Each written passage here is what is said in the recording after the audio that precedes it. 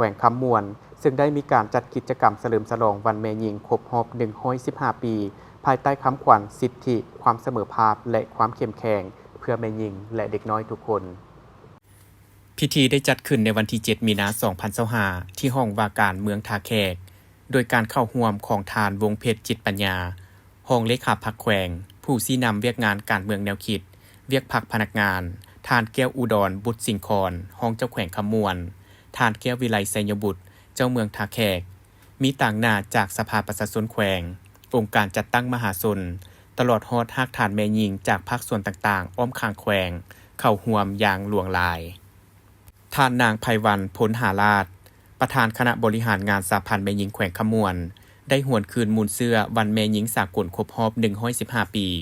ซึ่งท่านได้ยกให้เห็นการกดขี่ขูดฮีดและถูกทุบตีทรมานของแม่หญิงมาในวันที่ 8 มีนาคม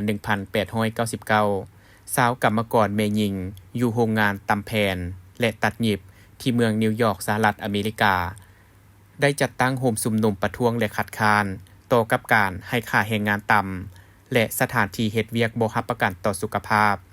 การประท้วงของเขาเจ้าในครั้งนี้ถูกตำรวจเข้าสลายและจับกลุ่มจำนวนหนึ่งในวันที่ 8 มีนาคม 1908 แม่หญิง 15,000 คนได้เดินขบวนอยู่เมืองนิวยอร์กเพื่อทวงให้นายทุนลดพรชั่วโมงเฮ็ดเวียกหยุดเซาการขุดฮีดแรงงานเด็กและทวงให้แม่หญิงมีสิทธิ์ในการออกเสียงเลือกตั้งและรับสมัครเลือกตั้งการเดินขบวนในครั้งนี้ภายใต้คำขวัญข้าวจีและดอกกุหลาบซึ่งข้าวจีหมายถึงเศรษฐกิจดีขึ้นดอกกุหลาบหมายถึงคุณภาพชีวิตที่ดีขึ้น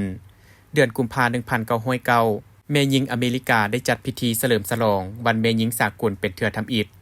แม่หญิงในเมืองนิวยอร์ก 3,000 คนได้เข้าร่วมต่อสู้คัดค้านรัฐบาลที่บ่ยอมให้แม่หญิงมีสิทธิ์รับเลือกตั้งต่อกับการต่อสู้ดังกล่าวได้เป็นการระดมจิตใจต่อสู้ของแม่หญิงในทั่วโลกมาถึงปี 1910 ขบวนการต่อสู้ของแม่หญิงได้แพร่ขยายออกอย่างกว้างขวางไปสู่ประเทศนายทุนอยู่ทวีปยุโรปและในปีนั้นเองกองประชุมสากลเกี่ยวกับปัญหาแม่หญิงข้างทำอิฐได้จัดขึ้นอยู่โกนแปนฮากนครหลวงของประเทศแดนมาร์กมีผู้แทน100 กว่าคนจาก 17 ประเทศเข้าร่วม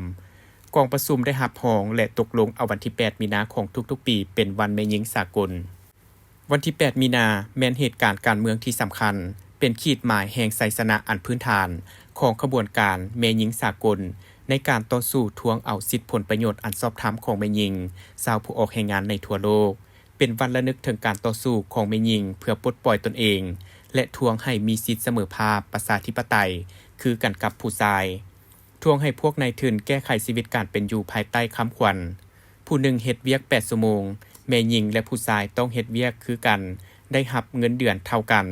ต้องมีระบบป้องกันสุขภาพของแม่หญิงและเด็กน้อยต้านสงครามหุกหาญปกป้องรักษาสันติภาพของโลกขบวนการย่างสุขภาพซึ่งเริ่มแต่ห้องว่าการเมืองท่าแขกแล้วย่างซื้อเลี้ยวขวาอยู่4 แยกไฟแดงทาดานย่างซื้อฮอด4 แยกของการกสิกรรมและป่าไม้เมืองท่าแขกเลี้ยวขวาย่างซื้อฮอด4 แยกปกส.แขวงเลี้ยวขวาย่างซื้อฮอดน้ำพุเลี้ยวขวาย่างซื้อฮอดห้องว่าการเมืองท่าแขกแล้วเข้าร่วมกิจกรรมเต้นแอโรบิก